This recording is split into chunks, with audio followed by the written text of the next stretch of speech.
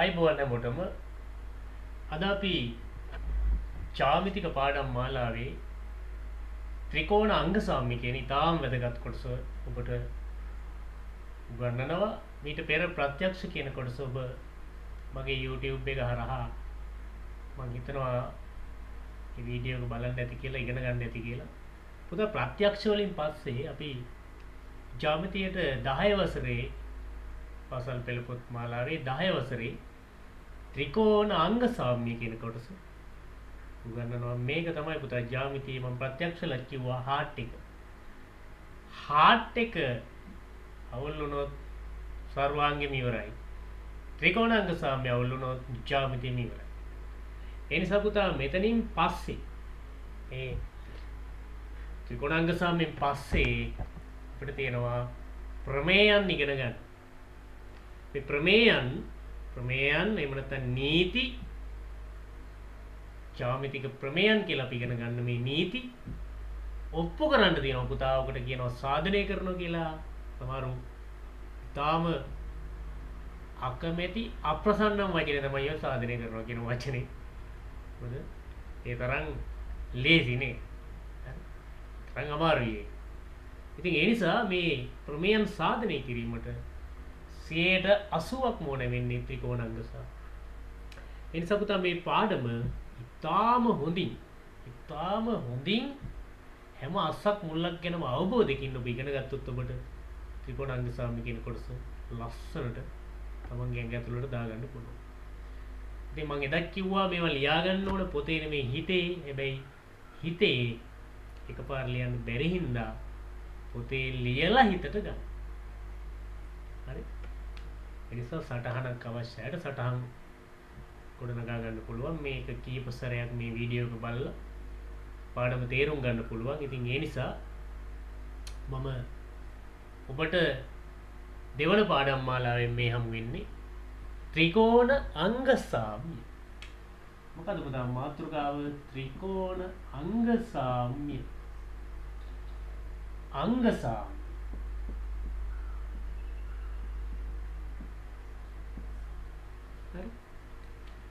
ත්‍රිකෝණ අංග සාම්‍ය. දැන් ත්‍රිකෝණ කියන එක ඔබ දන්නවා. මේක අපි 6 වසරේ ඉන්න ළමයිට උගන්වනවා. ත්‍රිකෝණ වලට ට්‍රයැන්ගල් කියලා කියනවා ඉංග්‍රීසියෙන්. ඒක දෙකට කැඩුවම ට්‍රයිඇන්ගල්. ට්‍රයැන්ගල්. එතකොට ට්‍රයි කියලා කියන්නේ ග්‍රීක භාෂාවෙන් 3ට. ඇන්ගල් කියලා කියන්නේ ඉංග්‍රීසි භාෂාවෙන් කෝණයට. භාෂා දෙකක එකතුව. ට්‍රයිඇන්ගල් පුතා මේ ග්‍රීක භාෂාවෙන් 10ට මම ඔබට ගෙනලා පෙන්නන්නම්. ඒක විද්‍යාවට ගොඩක් වැදගත්. මොනෝ ඩයි ට්‍රයි. එකට මොනෝ, දෙකට ඩයි, තුනට ට්‍රයි, හතරට ටෙට්‍රා, පහට පෙන්ටා, හයට හෙක්සා, හතට හෙප්ටා, අටට ඔක්ටා, නවයට නොනා, 10ට ඩෙකා. බයින්න නම් ටිකක් තියෙනවා නේ කාට. මොනෝ ඩයි ට්‍රයි ටෙට්‍රා පෙන්ටා හෙක්සා හෙප්ටා ඔක්ටා නොනා ඩෙකා. මොනෝ ඩයි ට්‍රයි කියන්නේ එතකොට 3ට. හරි. ඒක අපි වෙනම දවසක ගැන කතා කරමු. මේක පුතා ගොඩක් වටිනවා මේ ග්‍රීක භාෂාව. දැන් උදාහරණයක් කාබන් ටෙට්‍රාක්ලෝරයිඩ්. ඒතකොට ටෙට්‍රා කියලා කියන්නේ කීයද? මොනෝ ඩයි ට්‍රයි ටෙට්‍රා පෙන්ටා හෙක්සා හෙප්ටා ඔක්ටා නොනා ඩෙකා. ටෙට්‍රා කියන්නේ 4ට. ඒතකොට කාබන් ටෙට්‍රාක්ලෝරයිඩ් කියන්නේ කාබන් ටෙට්‍රාක්ලෝරයිඩ් ක්ලෝරින් 4ක්. CCl4. හරි මම ඒක එතනින් නවත්තනවා. නැත්නම් වෙන කොහේයි දන්නේ නැහැ. ත්‍රිකෝණ අංග සාම්‍ය පැත්තකට අයින් වෙලානේ. හරි. එතකොට ත්‍රිකෝණයක් කියලා කියන්නේ පාද 3ක් තියෙන ඕනෑම සම්වෘත සරල රේඛීය තල රූපයක්. සරල රේඛීය තියෙන්න ඕන පාද 3. එතකොට ත්‍රිකෝණයක අංග කියන්නේ මොනවද? අංග. දැන් මිනිස්සයාගේ අංග මොනවද? අත, කට, නහය, කන, ඇස, බඩ, කකුල්, කලවා, උදරය. මේ අංග ඇතුළට රිංගුව, අක්මාව, ආමාශය, අග්න්‍යාශය, මෙහෙම වකුගඩු. ඇතුලේ පිටත මේවට අපි කියන්නේ මිනිස්සයාගේ අංග. හැබැයි පුතා ත්‍රිකෝණයට ඔය එක මං කියපු එක අංගයක්වත්. ත්‍රිකෝණේ තියෙන අංග දෙකයි. මොකක්ද ඒ අංග දෙක? පාදයි කෝණ. එහෙනම් ත්‍රිකෝණ අංග සාම්‍ය කියන එකේ තේරුම මොකද්ද පුතා? ත්‍රිකෝණ දෙකක් අපි ගත්තොත් ওই ත්‍රිකෝණ දෙකේ පාදයි කෝණයි අතර සමාන ලක්ෂණ පිළිබඳ කතා කිරීමේ ගණිතයට අපි කියනවා ත්‍රිකෝණ අංග සාම්‍ය කියලා පාඩමට. එතකොට අපි ත්‍රිකෝණ දෙකක් ගත්තොත් ওই ත්‍රිකෝණ දෙකේ පාද එහෙම නැත්නම් කෝණ අනිත් ත්‍රිකෝණයේ පාද හා කෝණ වලට සමානද අසමානද කියන ලක්ෂණ මත ওই ත්‍රිකෝණ දෙක පුතා අංග සමද නැද්ද කියලා අපිට තීරණය කිරීමේ හැකියාව තියෙනවා. දැන් සාමාන්‍යයෙන් අපි ත්‍රිකෝණ කියන වචනේ මෙතන අයින් කරලා අංග සම නැත්නම් අංග සාම්‍ය අංග සමරූප කියලා කියනවා. මොකද අංග සමයි කියලා කියන්නේ අංග සමයි. අංග සමයි. එතකොට අංග සම රූප දෙකක් අනිවාර්යෙන්ම හැඩයෙන්ුයි ප්‍රමාණයෙන්ුයි සමාන වෙනවා. හැඩයෙන්ුයි ප්‍රමාණයෙන්ුයි සමාන ඕනෑම රූප දෙකකට අපි කියනවා අංග සම රූප කියලා. එතකොට මම ඇන්දොත් සෙන්ටිමීටර් 3 වන සම්පාද ත්‍රිකෝණ දෙකක්. සෙන්ටිමීටර් 3 බැගින් සම්පාද ත්‍රිකෝණ දෙකක්. එතකොට පුතා මේ ත්‍රිකෝණ දෙක මොකද කියන්නේ? අංග සම. ඇයි හැඩය සමානයි ප්‍රමාණ සම. අරය නියත වන අපි අරය 3 ගමු. අරය 3 සෙන්ටිමීටර් වන වෘත්ත දෙකක්. අංග සම. පැත්තක දිග සෙන්ටිමීටර් 4ක් වන සමචතුරස්‍ර දෙකක්. අංග සමයි. හැඩයයි ප්‍රමාණයයි සමානයි. එතකොට පුතා අංග සම රූප කියලා කියන්නේ හැඩයයි ප්‍රමාණයයි සමාන. දැන් අපි යන්නොත් බබේ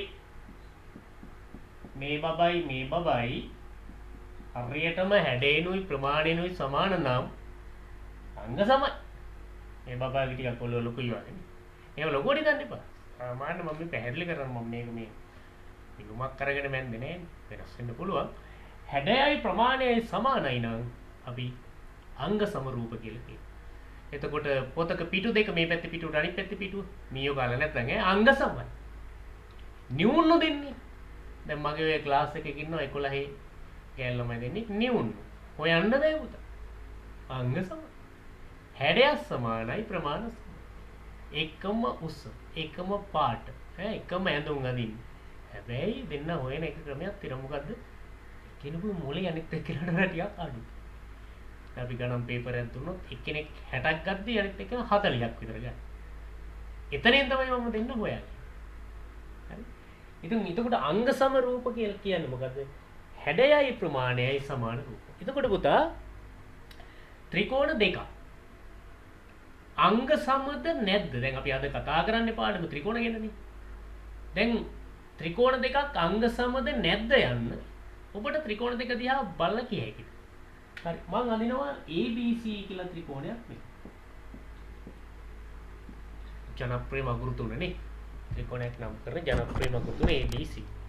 මම නම් කරන පුතා තව ත්‍රිකෝණයක්. එහෙනම් අනිත් අකුරු තුන ඔබ දන්නවා PQR.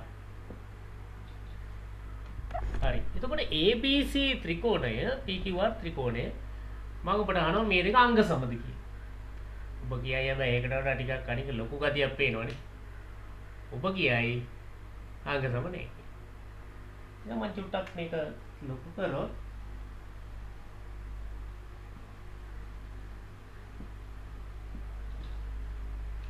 ඒ තරතර ලොකු නෑනේ. හරි. එතකොට පුතා මේ ත්‍රිකෝණ දෙක අංග සමද නැද්ද කියලා. හැඩේනුයි ප්‍රමාණේනුයි සමානද නැද්ද කියලා ඔබෙන් මං ඇහුවොත් ඔබට ඉතින් කරන්න තියෙන්නේ කතුරක් අරගෙන ඒක ත්‍රිකෝණයක් කපලා අනිකත් කපලා ඒ දෙක එකට සෙට් කරනවා.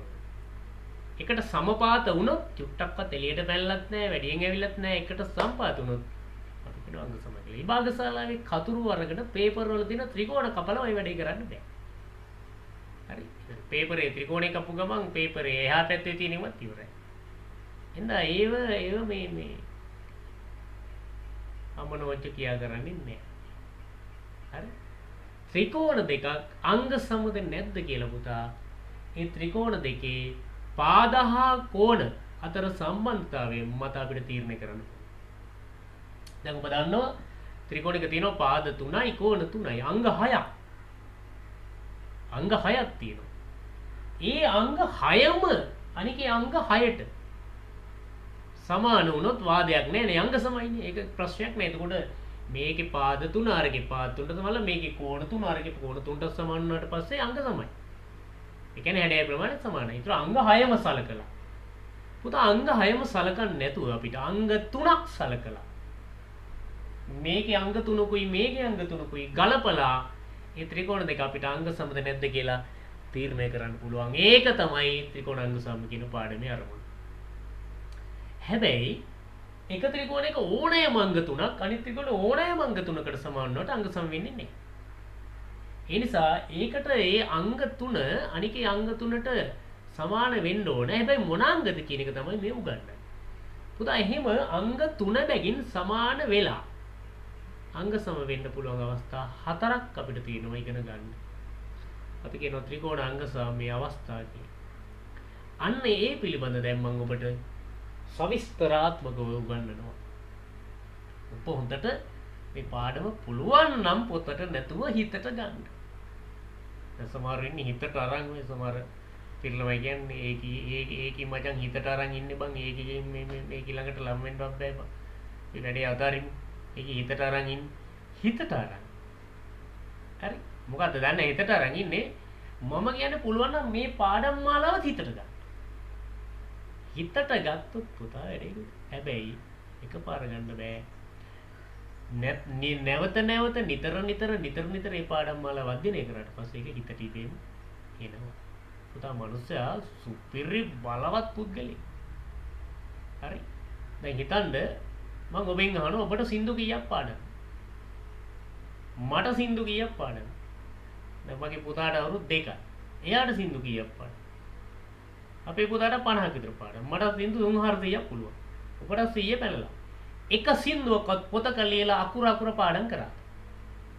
පොතක ලියලා කොලේක ලියලා ඒ වචන පාඩම් කරලා දොයි පාඩම් වුණේ සින්දු 300. නෑ ඇහිලා. එක වීල් එක යන ගමන් ඇහිලා. එක වෑන් එක යන ගමන් ඇහිලා. එක බස් එකේ යන ගමන් ඇහිලා. දැන් මම කාර් එකේ යද්දි පෙන් එකේ ගහලා තියෙනවා සින්දු 100ක් 200ක් තියෙනවා. ඒක පරණ ලඩි සින්දු ආදී කාලේ. ඕක ඇහිලම පුතා අපේ පුතා ඕක ඇහිලම අපේ පුතාට සින්දු 50කට පාඩම්. එතකොට මේ අර නොමග නොයන් පුතේ කියලා සින්දුවක් තියෙනවා. නොමග නොයන් පුතේ නුඹට රටක් ඇතේ. නොමග නොයන් පුතේ නුඹට රටක් ඇතේ. රටේ දියුණ සැදුම නුඹට බාරයි මගේ පුතේ. බාරයි මගේ පුතේ. බාරයි මගේ පුතේ. මගේ පෙන් එකේ සින්දු මාලාව පටන් ගන්නේ ඕකේ. ඔය සින්දුව අපේ පුතාට පාඩම්. හැබැයි මිනිහට ඉතින් අවුරුදු 2ක් මිනිහා කාර්ය කියන්නේ බඩේ ඉන්නේ කාලෙද. හැබැයි මිනිහා ඔය සින්දුව කියන්නේ නොමග නොයන් පුතේ නුඹට රටක් නැතේ රටේ දියුණු සැදුම නුඹට මාරයියාගේ පුතේ කියලා. බාරයි මගේ පුතේ කියන එකට පුතා කියන්නේ මාරයියාගේ පුතේ කියලා. එයාට ඉතින් ඇහිච්චේ. හරි. එතකොට පුතා ඇහිලා අපිට සින්දු 4500ක් පාඩම්. ඒතර අපි කොච්චර සුපිරි පුද්ගලෙක්ද ඇහිලා. එහෙනම් කොහොමද කොලේක ලියලා උන් හොතට පාඩම් කරන්නේ? මනුස්සයා ගැන පුතා අධි ශක්තියක් තියෙන පුද්ගලෙක්. ඒක ප්‍රයෝජන ගන්න. එක ප්‍රයෝජන ගන්න. මම එක පාසලක සෙමිනාර් එකකට ගියා. යද්දි ඒකේ ගේට්ටු ළඟ ගහලා තියෙනවා. ගහලා තිබුණා ලස්සන වැකිය. වැදුනා පුතා එකපාරින් මගේ හිතට. දෙපාරයි තුන් පාරයි බැලුවේ. මම සෙමිනාර් එකේ ඉවරලා ආපහු ඒ දින තුන බලලා බැලුවා. කටපාඩම් වුණා. සා හිතට වැදුනා කියන දේ. මම ඔබට එක කියන්නම් මොකද්ද? ඔබ දුප්පතෙකු ලෙස ඉපදේ නම් එය ඔබේ වරද නොවේ. නමුත් ඔබ දුප්පතෙකු ලෙස මිය යයි නම් එය ඔබේ වරදකි. ඔබ දුප්පතෙකු ලෙස ඉපදේ නම් එය ඔබේ වරද නොවේ. ඔබ දුප්පතෙකු ලෙස මිය යයි නම් එය ඔබේ වරදකි. ඒ කියන්නේ පුතා කිසිම දෙයක් නැතුව හිස් අතින් ඉපදීම ප්‍රශ්නයක් නෑ. කොහොමත් ඉපදෙන්නේ මොකවත් දන්නේ නැතුව තමයි. හැබැයි මැරෙද්දිනුත් ඉපදිච්ච එකා වගේ අමු වෙට්ට පිත්තලෙක් නම් මැරලා යන්නේ ජීවත් වෙලා ඉන්න කාලේ කිසිම දෙයක් කරපු පුද්ගලෙක් නෙවෙයි. ඒකයි ඒක කියන්නේ දුප්පතා කියන එක මෙතන අර්ථය මේ මිල මුදල්ම නෙවෙයි. හරි ඒ නිසා අපි යම් කිසි දෙයක් අපි ධාරණය කරගෙන ඒක එකට දාගත්තොත් පුතා ඒක මනුස්සයා කියලා කියන්නේ ඒකෙන් ලොකු දෙයක් කරන්න පුළුවන් සතෙක්. මනුස්සයා කියන්නේ සතෙක්. සාමාන්‍ය සතාට වඩා ඉදිරියෙන් ඉන්න සතෙක්. මම කතා කියපු ගමන් සමහරට මේක අහගෙන ඉන්න ළමයෙකුට තරහ එන්න පුළුවන්. ඉතින් මටත් තරහ එන්න බෑ. මාත් මිනිස්සෙක්. මටත් සතා කියාගත්තා. ඒක කලබල වෙන්න එපා. ඇත්ත තිත්තයි ධාරණය කරගන්න. ඇත්ත තිත්තයි. මම දන්නවා ඇත්ත කියමුට යා රිදෙනවා. සමහර පන්ති වල මම කියන ඒවාට ඔය ළමයි අඬනවා කරන්න දෙයක් නැහැ ඇත්තනේ. ඇත්ත තිත්තයි. නමුත් ධාරණය කරගන්න මේ ත්‍රිකෝණ දෙක පුතා අංග සමද නැද්ද කියලා අපිට තීරණය කරන්න පුළුවන්. මම ඔබට කියලා දෙනවා ඒක මේ පාඩම් මාලාවේ. එතකොට අංග සමයි. අංග සම වේ. අංග සම වේ කියන එක පුතා අපි පෙන්නන්නේ ඉරි 3කි. ගණිතේ. හරි. මේ ඉරි 3 මෙදින් දිගින් සමාන වෙන ඕක මෙල්ලා ඉන්න බෑ. අඩි රූල් තියලා නෙමෙයි අඳින්නේ. ඉරි දෙකක් කියන්නේ සමාන වෙන්නේ. නේද? ගණිතේ සංකේතය ඉරි දෙකක් කියන්නේ සමාන වේ. ඉරි දෙක කැපුවොත් ඇලෙරින් අසමාන වේ. ඉරි 3ක් දැම්මොත් පුතා අංග සම වේ. මොකද ඉරි 3 අංග සම. ඒ නිසා මේ පාඩම් මාලාවේ සහ ඉදිරියේදී ඔබට පේපර් හරහා හරි අංග සම වේ කියලා අකුරෙන් ලියන්න ඕනේ. ඉරි 3ක් දාලා තියෙනවා නම් ඒක අංග සම වේ. ඔබටත් අංග සම වේ වෙනුවට ඉරි 3 භාවිත කරන්න පුළුවන්. හරි. එතකොට ඔන්න මම ඔබට උගන්වනවා දැන් ත්‍රිකෝණ දෙකක් අංග සම වෙන අවස්ථා 4 සවිස්තරාත්මක.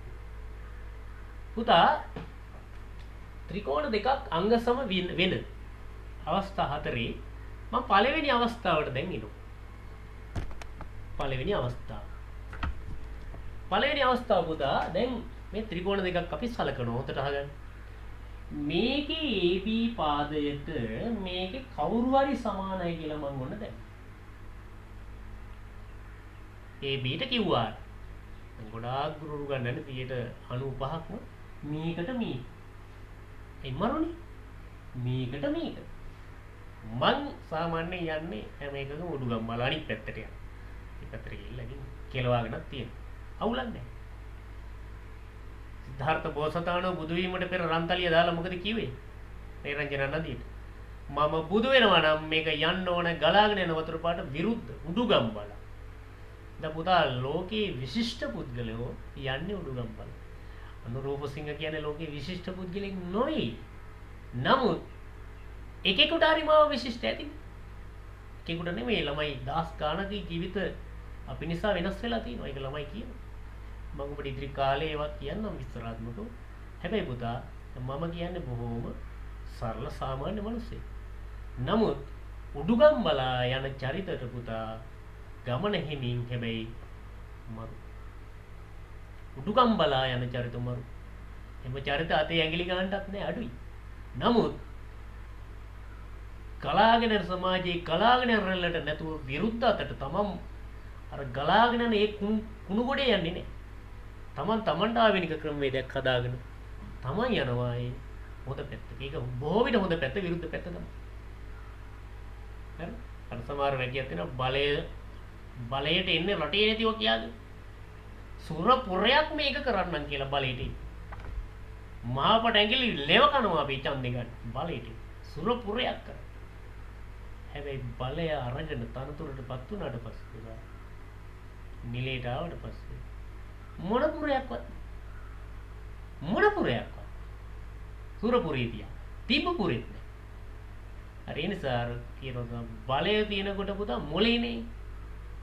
මොලේ තියෙනකොට බලේ නෑ. හරි දේශපාලනය කියන්නේ අප්‍රියම් මාතෘකාවක් කතා නොකරයි. හරි ඔන්න එතකොට මේ පාදෙට සමානයි කියලා එක ඉරකින් ලකුණු කරා. මේ පාදෙට සමානයි කියලා මම ඉරි දෙකකින් ලකුණු කරා. මම ඕනම් තවත් ඔබ ව්‍යාකූල කරන්න මේ පාදේ දාන්න. අනේ සර් එහෙම කරන්න එපා අපිටනේ. නෑ එහෙම තමයි කරන්නේ. රෝදරී තන්න තියෙනවා. ඉතිරි පාදයට සමානයි කියලා ඔන්න දැම්මා. ඒකට ඉරි 3ක්. ඔක්කොට මේකේ දාන්න ගියොත් ඒ තුන් දෙනා එකිනෙකට සමාන අර්ථ වෙනවනේ. හරි. එහෙනම් පුතා මේක එක ත්‍රිකෝණයක පාද 3 අනිත් ත්‍රිකෝණේ පාද 3ට සමාන වෙලා. හරි. එතකොට මේ ත්‍රිකෝණ දෙක අපි කියනවා අංග සම වෙනවා කියලා. හැඩෙනුයි ප්‍රමාණයෙන්ුයි සමාන වෙනවා. එතකොට පුතා ත්‍රිකෝණ අංග සාම්‍යයේ පළවෙනි අවස්ථාවට මම මෙන්නේ අපි මේ අවස්ථාවට කියනවා පාදය පාදය අවස්ථාව. ඔන්න පුතා ත්‍රිකෝණ දෙකක් අංග සමවීමේ පළවෙනි අවස්ථාව. පාදය පාදය පාදය අවස්ථාව. කකුල කකුල කකුල අවස්ථාව. කකුල නෙමෙයි මේ පාදේ කියනවා කකුලට, කකුල කියනවා පාදෙට. මෙතන පාදේ පාදෙම. ඒතර පාදේ පාදේ පාදේ අවස්ථාව අපි කෙටියෙන් කියනවා පාතිතක් පාතිතක් පාතිතක් අවස්ථාව. පාපා පාදේ පාදේ පාදේ අවස්ථාව අපි කෙටියෙන් කියනවා පාපාපා කියලා. පාපාපා කෙටියෙන් කියන අවස්ථාව දැනගන්න. ඒකේ දීර්ඝව කියන තේරුම දැනගන්න.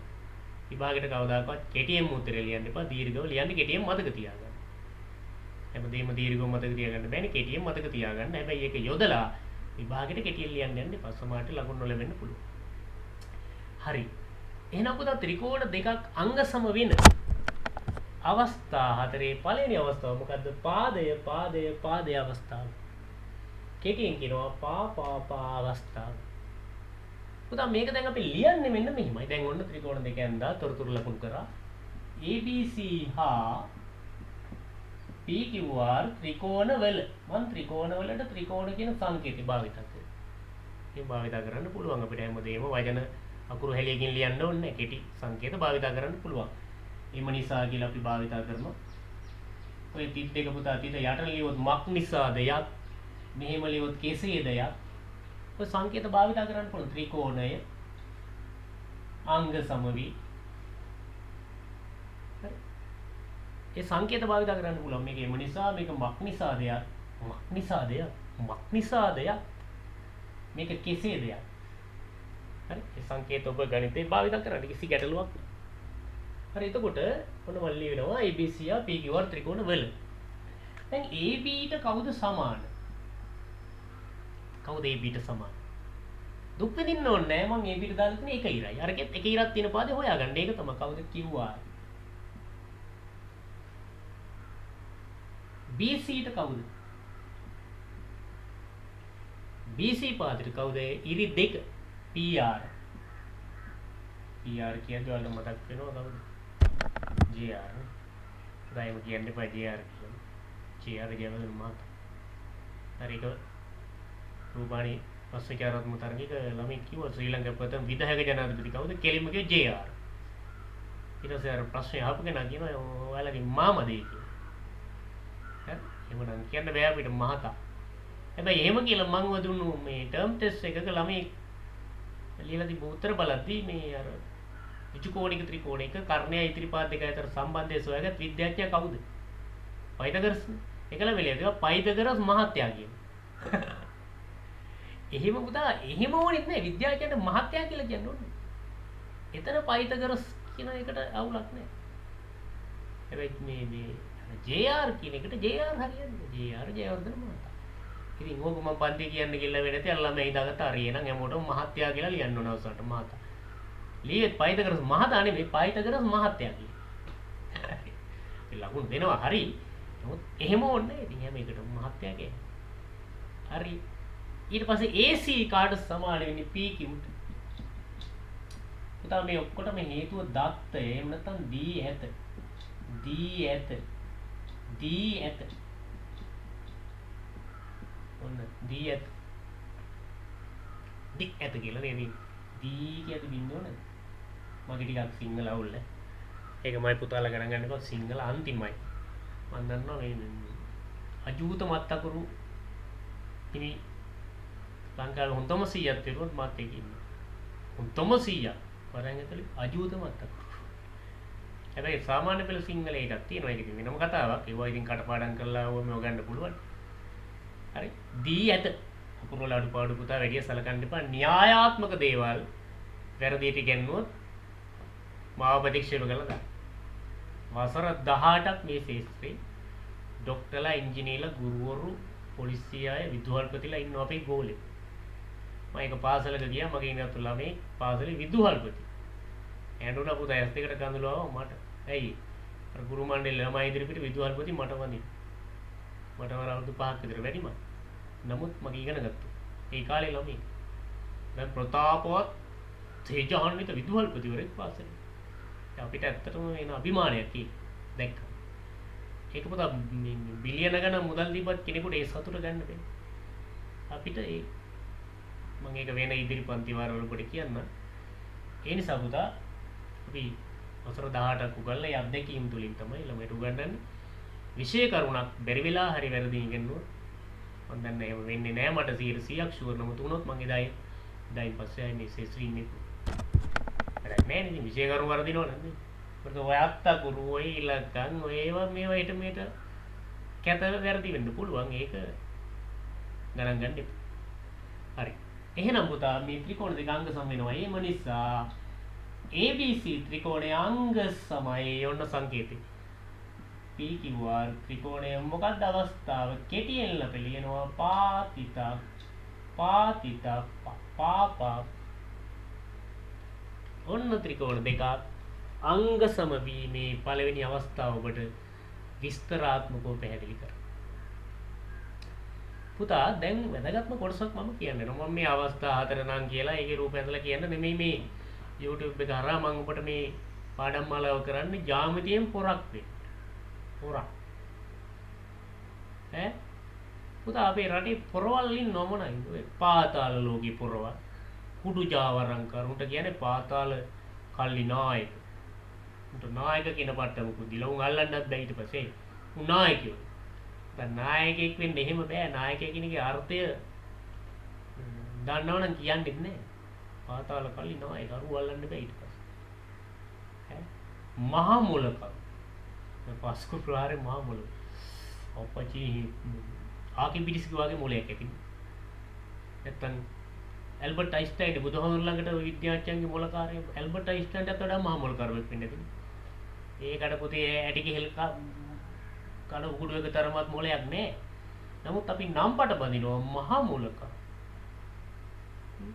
මරාර මැරෙන්න මේ කවුරු හරි ළඟට ගිහිල්ලා බදාගෙන බෝම්බයක් අරන් පයින්න පුතා මහා මොලයක් ඕනේ නෑ. ඒකට මොලේ බින්දුවක්වත් ඕනේ. නමුත් මහා මොලකරු කියලා නම් දාලා. ඉතින් අපි සමාජයේමයි මේ වැරදි වචන භාවිත කරලා මේ මිනිස්සු උඩ තියන්නේ. හරි. ඒතර මේ ත්‍රිකෝණ දෙක අංග සම වෙනවා. දැන් මම කියන්නේ වැදගත් කතාවක්. අහගන්න. පුතා අංග සම කියලා අපි තීරණය කරේ. දැන් මේ ත්‍රිකෝණ දෙක අංග සම වෙනවා. අය වාදයක් නැහැ. මේකයි හැදෙන ප්‍රමාණය සමාන වෙනවා. ඒතර ත්‍රිකෝණ දෙකක් අංග සම උනාට පස්සේ මම කිව්වා අංග සම කරන්න කරුණු 3යි ඕනේ. මේකේ කරුණු 3කට අරකේ මොනවා හරි කරුණු 3ක්. හැබැයි තියෙනවා කරුණු 6ක්. පාද 3යි කෝණ 3යි කියලා. ඒකෙන් කරුණු 3ක් කරගෙන අපි අංග සම කරාට පස්සේ පුතයි ඉතිරි අංගත් සමාන. අංග සම වුණාට පස්සේ හැබැයි අපි කියන්නේ පුතා ඉතිරි අංග නෙමේ ඉතිරි අනුරූපාංග. ගොඩක් උගන්නද්දි ළමයි අපි දැකලා තියෙන දුර්වලතාවය තමයි පුතා අනුරූපාංග කියන එක ගැන අවබෝධයක් නැහැ. මේ අත් දෙක බලන්න මගේ අත් දෙක පේනවා ඔබට. මේක මේ ඇඟිලි වල නම් මොකද්ද? මහපට ඇඟිල්ල. දබර ඇඟිල්ල. වලියකට ගියාම පුතා මේ අත සාක්කුවක දාගෙන හිටියත් ඉස්සෙන් එළියට ගොම්මේ. නඩෝ කියලා මේක. මේක කියන්නේ නඩෝ කියලා. පොඩි ඇඟිල්ල දීලා කියන නඩෝ කියලා. අර උඩ ගැම්මක් ඉන්නෙත් නැහැ විලා පිටම ගාලා. දැන් මේක කියපු ගමන් පුතා අර මිනිස්සයා දෙපාරක් හිතනවා අපි ළඟට ඇවිල්ලා එන්න අපිට ගහනවනම් එයා දෙපාරක් කල්පනා කරනවා. මොකද ඒ තරම් මේක ප්‍රබලාවියක්. දබර ඇඟිල්ල. මැද ඇඟිල්ල. මොකද මේ ඇඟිල්ල. මේ ඇඟිල්ල පුතා එහෙම නැත්තම් මේ අතෙන් මම පෙන්නනවා නම් මෙන්න මේ ඇඟිල්ල. දෙකක් තියෙනවා නේද? වෙද ඇඟිල්ල, මුදුගිල්ල. ඉස්සරෝයි වෙද මහත්තුරු සිංහල වෙද මහත්තුරු බටහිර වෛද්‍යකමනේ සර්පෙක් කියන කෑවම අල්ලන්නේ ඔය ඇඟිල්ලේ. ඔය ඇඟිල්ලෙන් අල්ලලා කෙලින්ම නාඩි බල්ලා කියලා කෙලින්ම සර්ප විෂ කාපු සර්පයිටම් කියන. වෙද ඇඟිල්ල. වෙද මහත්ය අල්ලන ඇඟිල්ල වෙද ඇඟිල්ල. අනික මුදුගිල්ල. මුද්ද දාන්නේ පුතා කසාද බැන්දම. ඔය ඇඟිල්ල. මුද්ද දාන්න. ඔබටත් අනාගතේ මුදුවල පුතාලට ලොකු මහත් වෙලා මුද්ද දායිනේ. හරි. දන්නේ ඉතින් ඒක ඔබේ අනාගතය ගැන මට කියන්නේ. මමත් ඉතින් මුද්දක් දැම්මා. අවසන් ලියුමයි ඔබට ලියන්නේ විරහ කඳුළු මේ පෑනින් කියවා හැඬුවත් මට නම් කන්නේ මගේ හිත ඇත තද නින්දේ මට මගේ හිත ඇත තද නින්දේ අවසන් ලියුමයි ඔබට ලියන්නේ. අහලා තියෙනවද ඔය සින්දු? ඔය සින්දුවේ පුතා තියෙනවා අන්තරා කොටසේ. එයා පැලැන්දු මංගල මුතුවේ ආඩම්බර කම මම තුටිමි. ඕකේ පුතා තියෙනවා අබරණ අන්දන රන්වන් විහිළුව සදාතනික ආදරේ නොවේ කියලා. අබරණ අන්දන රන්වන් විහිළුව. මේ මුද්දක් දාලා මට මගේ ඔයා මගේ කියලා අල්පනක් ගහලා මේ රත්තරන් මුද්දක් එහෙට දාලා මේ කරන හරඹය මේක විහිළුවක්. ඒක නෙමෙයි පුතා. බැඳීම කියලා කියන්නේ දෙදෙනෙකු අතරේ කියලා ওই ගීතෙන් කියන්නේ. සමා වෙන්න ඔබේ අධ්‍යාපන කාරණේට බාධාවක් වුණා නම් මම මේ ගීත විවරණය අර මට එතන කියන්න ඕන කියලා තිබර ඇඟිල්ල ඒකට මට මතක් වුණා මුද්ද දාන එක නෙමෙයි පුතා ජීවිතය කියලා. ඈ ඒ ගැන අපි වෙනම දවසක් කතා කරනවා. වෙනම දවසක් කතා කරනවා ගොඩක් තියෙනවානේ. වයින්ද බා ජ්‍යාමිතිය පාඩම් මාලාවක් යනවා දිගට. අනික පුතා සුලැඟිල්ල. රාහුල කුමාරයා අපේ බුදුහාමුදුරුවන්ගේ සුලැඟිල්ල ඉල්ලන්නේ දායාද ඉල්ලන්නේ. අන්න නුඹේ පියාණන් දායාද ඉල්ලගනි. යසෝදර දේවිය. සුලැඟිල්ල ඉල්ලලා යන්නේ. ආදරේ උල්පතු අම්මා මා ඔබගේ පුතු උපමතු බුදුවන දවසේ මා රාහුල කුමරුන්සේ සෙවණපත ආදමෙන් පැමිණෙන්නේ මේ සුලැඟිල්ලේ. අරංගිල මහානගර දුන්නු දායාදනේ. හරි. පුතා මේ ඇඟිලි පහට මේ ඇඟිලි පහ සමාන නම් නෑ. මේ අතට මේ අල්ලට මේ අල්ල අංග සමානම් පුතා. මෙන්න අනුරූපාංග මහපට ඇඟිල්ලට සමාන වෙන්නේ මේකෙත් මහපට ඇඟිලි.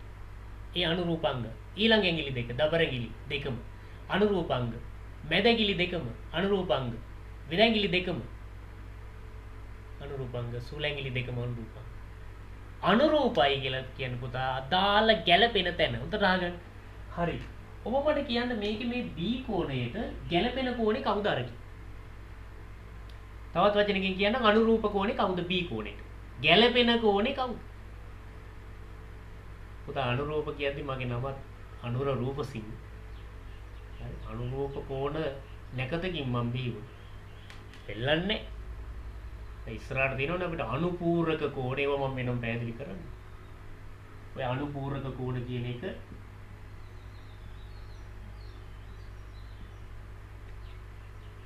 අනුපූරක කෝණ කියන එක මන්තරයක් පුතා පන්තියක ලියලා කෝල් එකක් ගන්න එළියට ගියාට පස්සේ එකෙක් මොකද කරේ පුයන්න රැන්නේ මාරු කරේ. මං කෝල් එකේ කරලා පන්තිට එද්දි මල කෙලියයි මුළු හෝල් එකේ ඉන්නේ උන් ඔක්කොම hina වෙනවා ගෙල්ලෝ බිම් බලාගෙන ලැජ්ජයි බෝඩ් එක බැලුවට පස්සේ මං කල්පනා කරා මට එහෙම මාරු වෙන්නේ නැහැ ලේසියට. පස්සේ තමයි බැලුවේ එකෙක් මාරු කරලා ලියන්නේ. හරි. උට මං ගැහුවේ නෑ හැබැයි උට බැන්නෙත් නෑ. හරි. මං එහෙම ගාන බයින චරිතයක් නෙමෙයි. මට ඒකට තරහ ගියේ නෑ. තරහ ගියා නම් තමයි ගාන්නේ බයින්නේ. නමුත් මට ඒකට ඒකේ පොඩි වින්දනයක් ලැබුවා. මං එදා ඉල්ලපුවා ළමයිට ඔය අනුපූරක උගන්නදී උග කියනවා ඒකට අමතක වෙන්නේ. හොයන්න රැන මාරු කරේ එදා පුතා ඒකේ නියම දේ තමයි ඒක වැදුනේත් මටම. මොකද ඒක මාරු කරාට පස්සේ මගේ නමයි මගේ වෙන හේකුයි තමයි කියවෙන්නේ. හරි. ඒ නිසා අනුපූරක. දැන් අද කියන්නේ මොකද? අනුරූප. අංග සම ත්‍රිකෝණවල අනුරූප අංග සමාන වෙනවා. හා මට කියන්න මේ B කෝණෙට ගැළපෙන කෝණේ කවුද අර කියන අනුරූප කෝණ? පුතා මම මේක මගන්නන්නේ නැත්නම් මේක සමහරව මාරු කරනවා. මාරු කරනවා මට නිකන් දැවුණා. හරි. මේ B කෝණයට ගැළපෙන කෝණේ මොකද්ද? ළමයි කියා අයියෝ සර් B මේ පැත්තේ මුල්ලේ තියෙන කිව්වොත් මේ පැත්තේ නම් කිව්. එහෙම සුන්දර නෑ ගන්න. අර පාදමම දාලා තියෙන විදිහ අනුව පුතා අනුරූප කෝණේ වෙනස් වෙනවා. මම ඔබට කියන්නම් අනුරූප කෝණේ ගන්න හැටි. මේ තිත පුතා ඉන්නේ ඉරි 3ට මූණලා.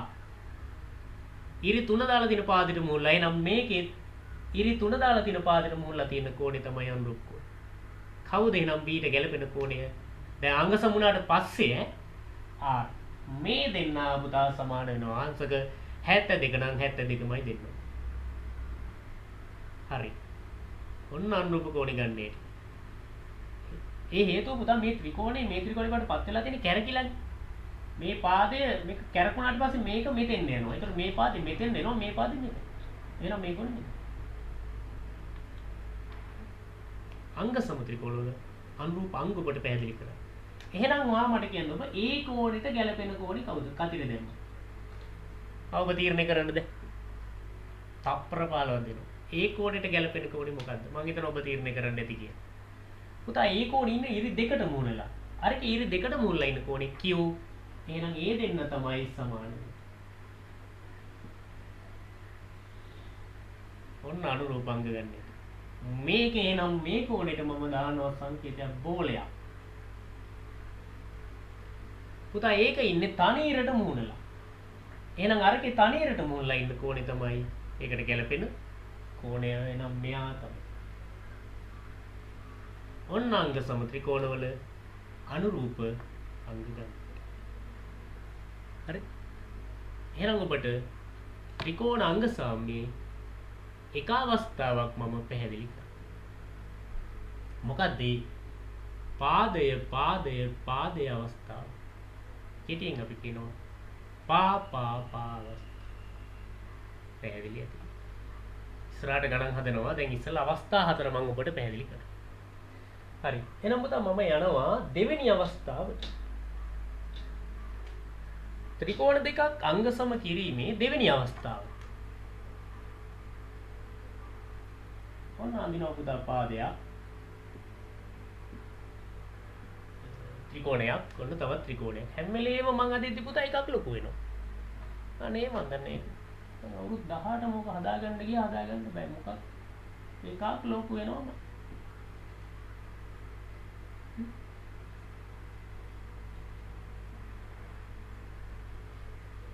දැන් හරි වැඩි දන්න එපා. ඒ කියන්නේ එක උඩ ගිහිල්ලා එක ගණන් ගන්නත් එපා. මේක ABC කියලා නම් කරනවා. මේක PQR. හරි. දැන් පුතා එක ත්‍රිකෝණයක පාද තුනක් අනෙක් ත්‍රිකෝණයක පාද තුනට සමාන නම් මේ ත්‍රිකෝණ දෙක අංග සම වේ කියලා අපි ඔප්පු කරා. දැන් ඒක පැහැදිලි කරා පළවෙනි අවස්ථාව. දැන් මේකේ පාද තුනට මේකේ පාද තුන සමාන නැත්තම් මේ දෙන්නට අංග සම වෙන්න තව chance එකක් නැද්ද? අපි බලමු තව chance එකක් නැද්ද කියලා. දැන් මේ ත්‍රිකෝණේ පාද තුන මේ ත්‍රිකෝණේ පාද තුනට සමාන නැහැ. මේ දෙන්න අඩනෝ. ඉඳලා වැඩක් නැහැ. අපි දෙන්නගේ පාද තුන සමාන නැහැ. අපි දෙන්නට අංග සම වෙන්න සුදු අවස්ථාවක් නැහැ. ඒත් අපි දෙන්න පණිමු අනේ කියලා. දැන් හෙලෙන් පල්ලහට පණින්න හදනකොටම දේවතාවෙකුට මේක පේනවා. දේවතාව කියනවා ඔබ දෙදෙනා පණින්නේ ඇයි? මොකද කියන්නේ කොල්ලා? අනේ දේවතාවෙ බලන්න මගේ පාද තුනට මෙයාගේ පාද තුන සමාන නැහැ. ඉතින් අපි ඉඳලා වැඩක් නැහැ. අපි මැරෙනවා. අපිට අංග සම වෙන්න ඕනේ. අපිට අංග සම වෙන්න ඕනේ. අපිට මැරෙන්න තප්පරයකට පෙර හරි අංග සම වෙන්න ඕනේ. දේවතාව කියනවා ඔව් අංග සම වෙන්න පුළුවන්. පාද තුනට පාද තුන සමාන නැහැ කියලා මැරෙන්න යන්න එපා. අංග සම වෙන්න පුළුවන්. තව තියෙනවා අවස්ථා අහගනින්න. ඈ තරුණ මදේට උඹලා මේ ජීවිත නැති කරගන්න යනවා අහගනින්න. මොකද්ද? එක පාදයක් දෙන්නගේ සමානද කියලා දේවතාව අහනවා. ඔව්. ඔන්න එක පාදයක් මං සමානයි කියලා ලකුණු කරා ඉතිරේ.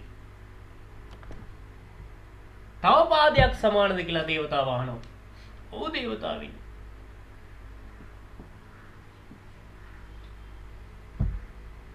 දැන් මුන් දෙන්න මැරෙන්න යන්නේ ඉතිරි පාද දෙක සමාන නැහැ කියලා.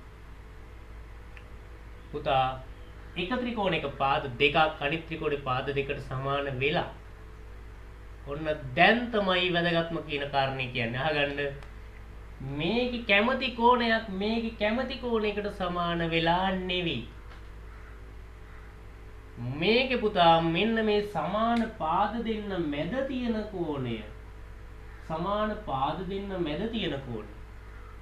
අපි ඔකට කියනවා සමාන පාද අන්තර්ගත කෝණය. මොකද පුතා සමාන පාද අන්තර්ගත කෝණ දෙන්න සමාන වෙනවා. දේවතාවන උඹලගේ අන්තර්ගත කෝණ සමානද?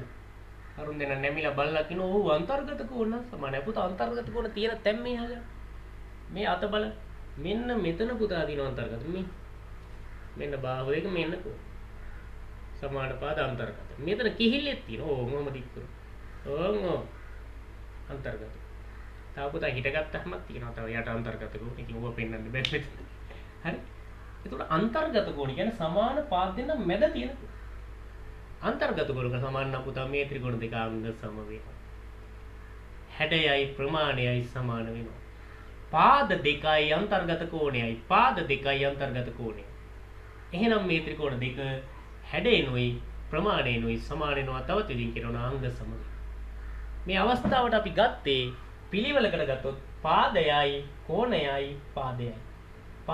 පාදයයි කෝණය කියලා පයින් දෙපා පිළිවෙලකට යනවා. පාදයයි කෝණයයි පාදයයි. එහෙනම් පුතා මේ ත්‍රිකෝණ දෙක අංග සම වෙනවා. අපි අවස්ථාවට කියනවා පාදය කෝණය පාදය අවස්ථාව. මොකද්ද? පාදය කෝණය පාදය අවස්ථාව. කෙටියෙන් කියනවා පුතා පා අවස්ථාව. එහෙනම් ත්‍රිකෝණ දෙකක් අංග සමවන දෙවන අවස්ථාව මොකද්ද? පාදයේ කෝණය පාදයේ අවස්ථාව. කෙටියෙන් පාකෝපා. හරියට අකුරු කියන්න අකුරු වල කැලි බැලි කියන්න බෑ. අවගාන කුණු අරප කියවෙලා ගුටි කාලා තමයි එන්නේ වෙන්නේ ඊළඟ. පාකෝපා. හරි. එතන කෝණය අවධාරණය කරගන්න අන්තර්ගත කෝණය විය යුතුයි. හරි එහෙනම් මේක පුතා ලියනවා මම අර විදිහට ABC හා PQR ත්‍රිකෝණ වල නෝට් ගන්න කෙනාට අපි සම්පූර්ණව උගන්වනවා. භාගෙට නෙමෙයි. AB සමානයි කවුද? තනීර PR. D ඇත. ABC කෝණය B කෝණයට අපිට තනියම කියන්න අයිතියක් නෑ. කෝණයක් කියන අකුරු තුනකින් ශීර්ෂයෙන් මැදට එන්න ABC කෝණය සමානයි QPR කෝණය. QPR ඒකත් D ඇත. BC සමානයි PQ ඒකත් D ඇත. හරි නේද? පාදේ කෝණේ පාදේ ලියුණා. එම නිසා ABC ත්‍රිකෝණයේ අංග සමයි PQR ත්‍රිකෝණේ. මොකද්ද පුතා අවස්ථාව? කෙටියෙන් පාකෝපා. හරි. ඔන්න ත්‍රිකෝණ දෙකක් අපි අංග සම වෙන දෙවන අවස්ථාව පැහැදිලි කරගත්තා. දැන් ඔබට ඉස්සෙල්ලා කිව්ව මතකද අංග සම වුණාට පස්සේ මොකද්ද වෙන්නේ? අංග සම ත්‍රිකෝණ වල අනුරූප අංග සමාන වෙනවා. ආයෙ පැහැදිලි කරන්නේ නැහැ. ඉස්සෙල්ලා පැහැදිලි කරන අනුරූප කියන එක. හරි. එහෙනම් මට කියන්න දැන් මේක AC ට කවුද අරකේ සමාන වෙන්නේ? කියයි ඉතුරුලා ඉන්නේ AC නම් අරකේ ඉතුරුලා ඉන්න පාදේ. හැබැයි පුතා මේ AC කියන්නේ තීතට මූලලා නේ. එහෙනම් අරකේ තීතට මූලලා ඉන්නේ කිව්වා. එහෙනම් AC ට කවුද සමාන වෙන්නේ කිව්වා. අංග සම වුණාට පස්සේ වෙන්නේ අර අංග සම ත්‍රිකෝණ අනුපංග සමාන වෙනවා. AC සමාන වෙනවා කිව්වාට ඒ වගේම මට කියන්න ඒ කෝණයට කවුද සමාන වෙන්නේ?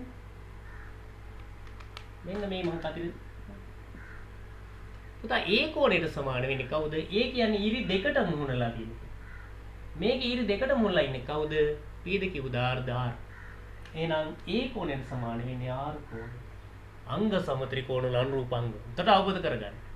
C කෝණය. මම C කෝණයට රවුමක් දානවා. C කෝණයට කවුද සමාන වෙන්නේ? C කෝණය කියන්නේ තනියරට මුහුණලා. මේකේ තනියට මුහුණලා තියෙන Q. එහෙනම් එයා C කෝණයට සමාන වෙනවා. අංග සම ත්‍රිකෝණ වල අනුරූප අංග. අංග තුනක් භාවිතා කරලා අංග සම කරනවා. අංග සම කරලා ඉවුණාට පස්සේ පුතා ඉතිරි අංග තුනත් ඉතිරි අනුරූප අංග තුනත් සමාන වෙනවා. ත්‍රිකෝණාංග සාම්‍යයේ අවස්ථා දෙකක් ඔබට විස්තරාත්මකව පැහැදිලි කරා. විශේෂයෙන්ම පුතා මේ අවස්ථාවේ කෝණය අන්තර්ගත කෝණයේ විය යුතුයි මේ තියෙන්නේ. තව තියෙනවා. හරි. දැන් ත්‍රිකෝණ දෙකක් අංග සමවීමේ අවස්ථා හතරේ තුන්වන අවස්ථාවට අපි යනවා. තුන්වන අවස්ථාවට පුතා මම අයත් අඳිනවා ත්‍රිකෝණ දෙක. මේ දරේ නම් දැඩි අවධාරණය කරගන්නවා එක විදිහට අඳින්න ලොකු වෙන්නේ නැති. මොකද උනේ බලන්න. ඒ ටික ලොකු වුණානේ කරන්න දෙයක් නැහැ පුතා. පුරුදු ලොකු වෙනවනේ ජන්මෙට වඩානේ. හරි ඔන්න ABC PQR ත්‍රිකෝණ දෙක ඇඳ. පුරුද්ද ලොකු වෙනවා ජන්මෙට වඩා. අර එක කෙල්ලෙකුගේ පුතා පුරුද්දක් තිබ්බලු මේ ගෙදරව තියෙනවනේ ලුණු පොල් කට්ට. ලුණු දාලා තියෙන ගොඩක් ඉතින් පොල් කටු වල. ඔය ලුණු පොල් කට්ටේ ඇඟිල්ල ගාලා දිවෙනවා. පුරුද්දක්. දවසට මම හිතන්නේ ගෙදර ඉන්නවනම් 100 200 පාර කරනවා.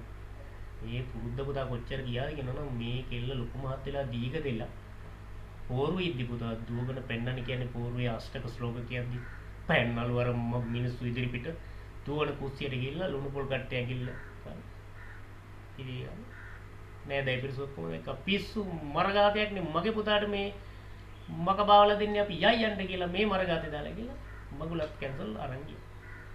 පුරුද්ද හරි අමාරුයි.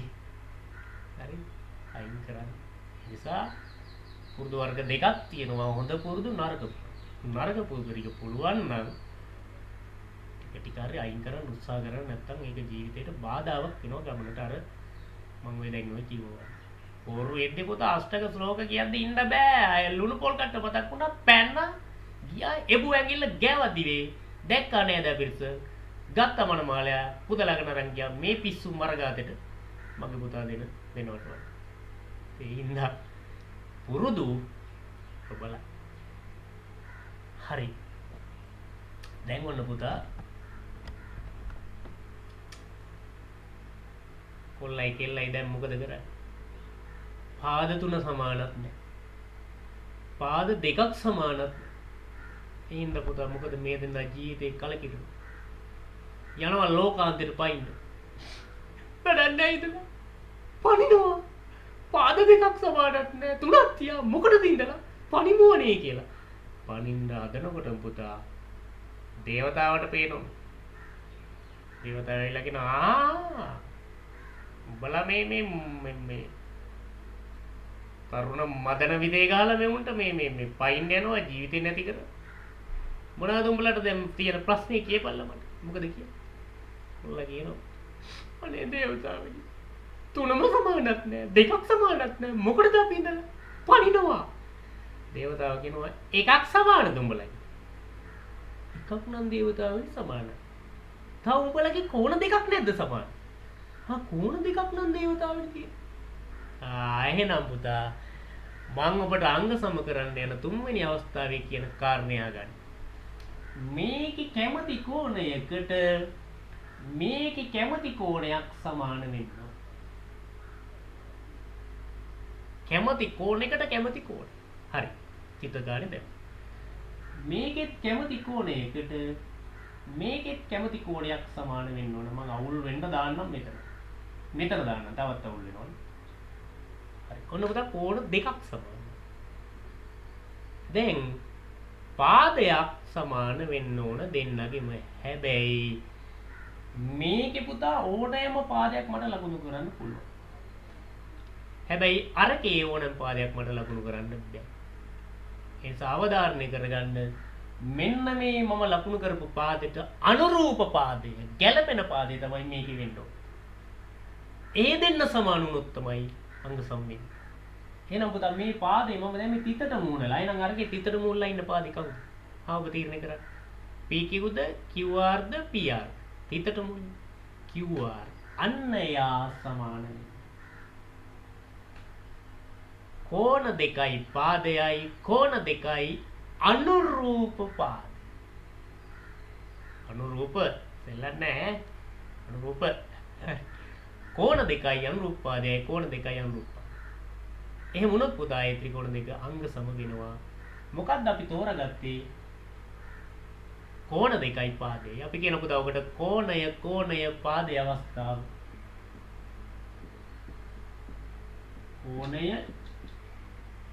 කෝණය පාදේ අවස්ථාව. කෙටියෙන් කියනවා පුතා අපි කෝපා හොයන්න අවස්ථාව කෝපා කියනවා. එහෙනම් ත්‍රිකෝණ දෙක අංග සමවීමේ තුන්වෙනි අවස්ථාව මොකද පුතා? කෝපා. කෝණය පාදයේ අවස්ථාව. මෙතන පාදය මතක තියාගන්න අනුරූප පාදයේ විය යුතුය. ඒක හොඳට අවධාරණය කරගන්න. හරි. මම පෙන්නනවා ඒකට ලියලා ඉස්සලා වගේ. ABC හා PQR ත්‍රිකෝණවල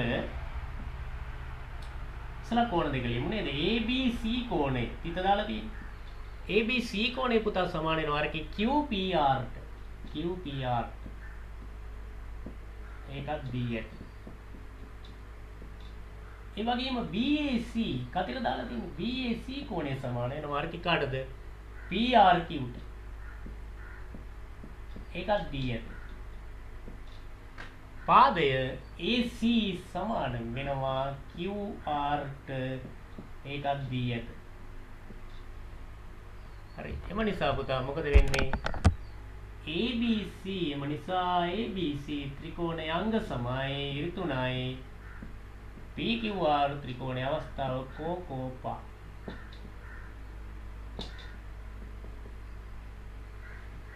ඔන්න පුතා ඔප්පු කරන්නේ ඔන්න ඔහොමයි අංග සම කියලා විස්තරාත්මක. හරි. දැන් ඔබට මම කිව්වා අංග සම වුණාට පස්සේ මොකද වෙන්නේ? අනුරූප අංග සමාන වෙනවා. එහෙනම් පුතා අංග සම ත්‍රිකෝණ වල අනුරූප අංග සමාන වෙනවා. එහෙනම් මට කියන්න ඔබ මෙන්න මේ C කෝණයට කවුද සමාන වෙන්නේ? කවුද C කෝණයට? C කෝණය කියන්නේ පුතා ඉතිරි කෝණය තිතයි කතිරයි අර ඉතිරි කෝණය. මේකේ තිතයි කතිරයි අර ඉතිරි කෝණය තමයි Q කෝණය. නම් ඒ දෙන්නා සමාන වෙනවා. හරි. පාදද? මට කියන්නේ AB ට කවුද එතකොට සමාන වෙන්නේ? AB ට. මම උනේ දෙකක් දැම්මා AB ට. AB කියන්නේ පුතා අර අපි කොටුව දාපු කෝණයට මූලලා මේකේ කොටුව දාපු කෝණයට මූලලා ඉන්නේ කවුද? PR. එහෙනම් AB ට සමාන වෙන කවුද අනුරූප අංගය? PR. අංග සම ත්‍රිකෝණ අනුරූප අංග සමාන වේ කියලා ලියලා අපිට ওই නිගමන වලට එන්න පුළුවන්. ඒතර BC ට මම ඉරි තුනක් දානවා. BC කියන්නේ කතරට මූලලා. මේකේ කතරට මූලලා ඉන්නේ PQ ඒකටත් ඉරි තුන. අංග සම ත්‍රිකෝණ වල අනුරූප අංග සමාන වේ කියලා නිගමනයට එන්න පුළුවන්. පුතා ත්‍රිකෝණ අංග සමයේ වැදගත්ම අවස්ථාවක් අපි ඔය කිව්වේ කෝපා. පාදය අනුරූප පාද විය යුතුයමයි. අවස්ථා හතරෙන් තුනක් ඉවරයි. හතරවෙනි අවස්ථාව බලන්න. පුතා ත්‍රිකෝණ දෙකක් අංග සම වීමේ පළවෙනි අවස්ථාව, දෙවෙනි අවස්ථාව, තුන්වෙනි අවස්ථාව කියන අවස්ථා තුනම ඕනෑම ත්‍රිකෝණ ජෝඩුවකට වළංගුයි. ඕනෑම ත්‍රිකෝණ දෙකකට වළංගුයි. ඕනෑම කියන්නේ සුළු කෝණික, ඍජු කෝණික, මහා කෝණික, සම්පාද, සමදීපාද, විෂමපාද ඕනෑම ත්‍රිකෝණ ජෝඩුවකට වළංගුයි. හැබැයි හතරවෙනි අවස්ථාව වළංගු වෙන්නේ ඍජු කෝණික ත්‍රිකෝණ දෙකකට පමණයි. ඍජු කෝණික ත්‍රිකෝණ දෙකකට පමණයි. ඔබට මම ඉදිරියේදී පුතා ජ්‍යාමිතික ප්‍රමේයයන් 31ම උගන්වනවා. ඔබට මේ භාගයට ජ්‍යාමිතිය අල්ලේ තියලා නටවන මට්ටමකට දැනුම ලැබෙනවා මේ පාඩම් අර. ඔක්කොම YouTube එකෙන් ඔබට නරඹන්න පුළුවන්. මම මෙයා නම් කරනවා P කිව්වා. මේ ඔබට පේන්නේ පුතා ඍජු කෝණික ත්‍රිකෝණ දෙකක්. උතර අහගන්න. ඍජු කෝණික ත්‍රිකෝණ දෙකට ඍජු කෝණික කියන නම කියන්නේ ඇයි? හා ලං වුණාම කපුරු හාමි ළඟ ගඳ එනවා පව් හේතු හාමි කන්න නැතුව අගු වෙලා ගිනවා බන කියන ගමන් ධර්මපාල මත් පෙන් බොනවා මං අහලා නෑනේ කරුණාවතී කුටි පැට දෙනවා මොකද්ද මුල පිම්මාලු වලේ කුසල් හාමි මාලු බානවා සිල් අරන් ඇවි සීලවතී මකු නොමරනවා ධනපාල උනත් මිනිහා මහපාරේ හිඟනවා මං අහලා නෑනේ සත්‍යපාල ඇත්ත කියනවා නම සත්‍යපාල කෙලින්නේ පච කුසල් හාමි නම කරන්නේ මාළු බානේ සිල් අරන් ඇවි සීලවතී මොකද කරන්නේ මකු නොමර නම ධනපාල මහපාරේ හිඟනවා කපුරු හාමින්ලා නම ලම් වෙන්න බෑ ගඳ බණ කියන ගමන් ධර්මපාල මත් පැම්බුන ඍජු කෝණික ත්‍රිකෝණයට ඍජු කෝණික ත්‍රිකෝණ කියන්නේ ඇයි? හා කිය. ඍජු කෝණික ත්‍රිකෝණයට ඍජු කෝණික ත්‍රිකෝණය කියලා නම කියන්නේ ඇයි? පුතා එක කෝණයක් ඍජු කෝණයක් නිසා. එහෙනම් ඍජු කෝණික ත්‍රිකෝණය හඳුනාගන්නේ පුතා වැල්වට අරන් ඕනේ ඍජු කෝණ ලකුණ තියෙනවද වෙන මොකවත් අවශ්‍ය නැහැ ඒක ඍජු කෝණික ත්‍රිකෝණ. ඒතර ඍජු කෝණික ත්‍රිකෝණ එක අහගන්න ඍජු කෝණයට මුහුණලා තියෙන පාදේ අපි එයාට කියනවා කර්ණය කියලා. ඒක ඍජු කෝණික ත්‍රිකෝණයක ලොකුම පාදේ පුතා කර්ණය. ඒක වාදයක් නෑ. ඇයි ලොකුම පාදේ කර්ණේ වන්නේ? ඒක දන්නේ නෑ. බැරි වෙලාවේ ඕලොල් වලට ඇහුවොත් ඍජුකෝණික ත්‍රිකෝණික විශාලම පාදේ කර්ණේ වන්නේ ඇයි? මොකද ලියන උත්තරේ? ඒක එහෙම තමයි. එහෙම ලියන්න බෑ. ඒක එහෙම තමයි කියවට ලකුණු දෙන්නේ නෑ. ඍජුකෝණික ත්‍රිකෝණික ලොකුම පාදේ කර්ණේ වන්නේ ඇයි? මොකද උත්තරේ? අනිත් පාද දෙක ඊට වඩා කුඩා නිසාද? ඒවට ලකුණු දෙන්නේ නෑ. පුතා ඒකට ජ්‍යාමිතික තියෙනවා න්‍යායක්. මොකක්ද ඒක දැන් ප්‍රමේයක් හැටියට ඉගෙන ගන්නත් නෑ.